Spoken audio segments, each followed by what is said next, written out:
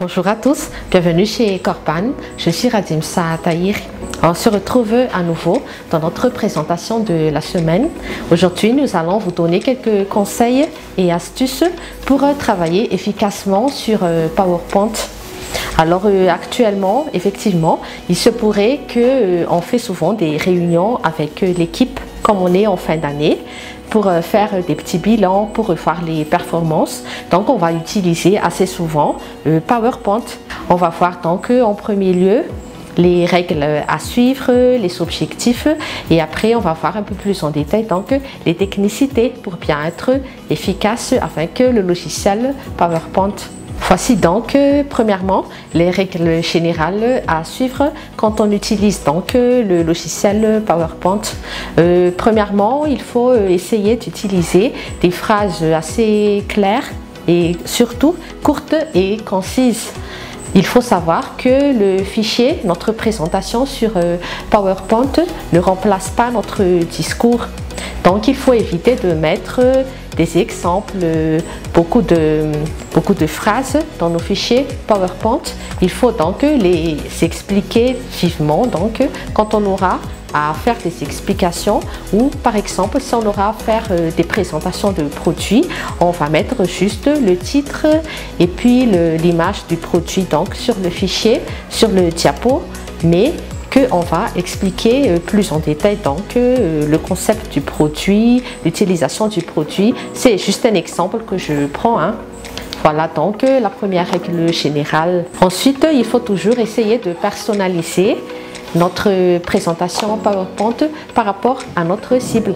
Par rapport à cela aussi, il faut toujours être cohérent dans notre style de communication et par la suite donc il faut prévoir des documents récapitulatifs. Les documents récapitulatifs sont optionnels.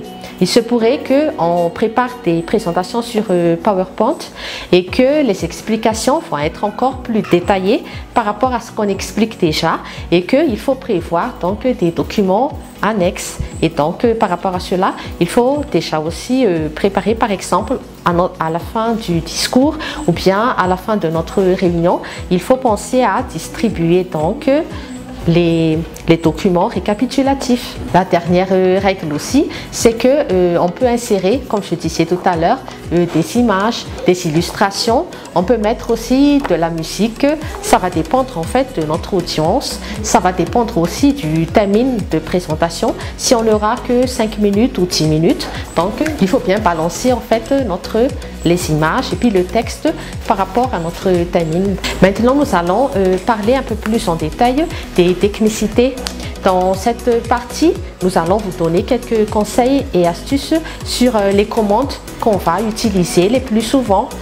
Si on regarde dans notre fichier PowerPoint, dans notre logiciel, nous avons vraiment dans l'option menu beaucoup de touches, beaucoup de commandes, mais nous n'allons pas voir en détail. Mais comme je disais tout à l'heure, on va voir les essentiels les plus utilisés surtout. On va tout de suite commencer par le menu insertion.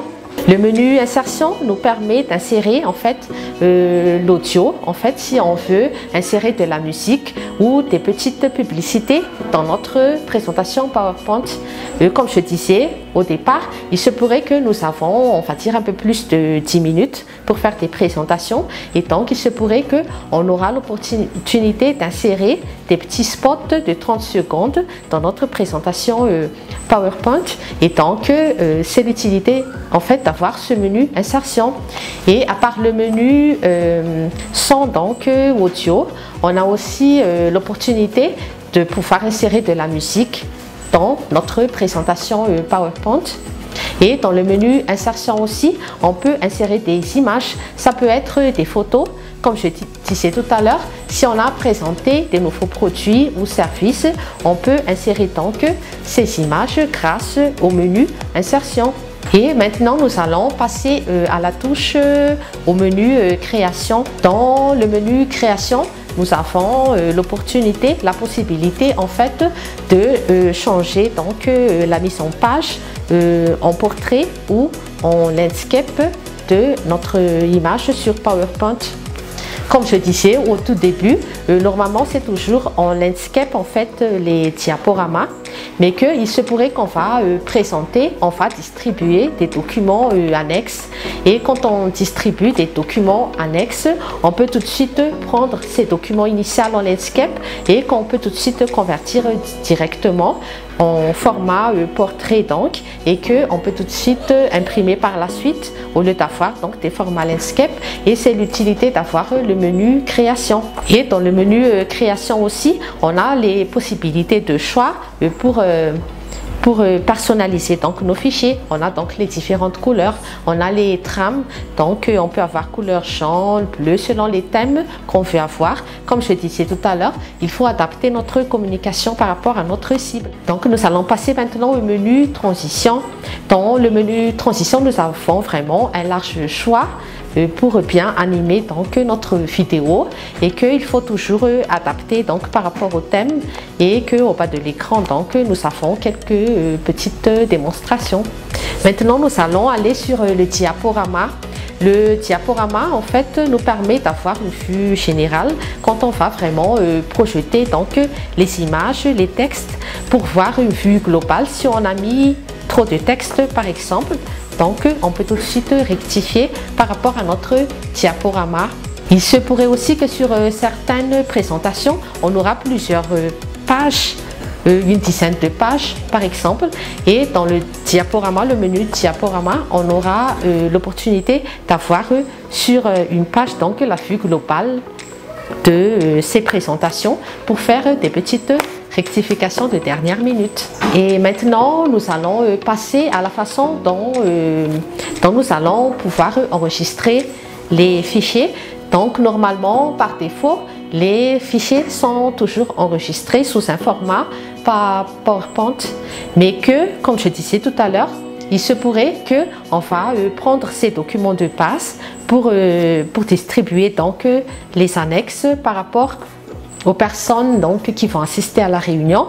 Donc on peut tout de suite enregistrer sur PDF ou sur format doc. Avec le fichier PowerPoint, nous avons parlé tout à l'heure de la possibilité d'avoir de la musique ou quelques petites animations, et que pour convertir donc notre fichier, au lieu d'avoir doc PowerPoint, nous pouvons tout de suite enregistrer sous un fichier vidéo notre fichier pour avoir une animation globale. Et par rapport donc au fichier vidéo, je reviens un peu sur le menu diaporama, parce que dans certains cas donc il faut bien chronométrer donc les slides, les pages.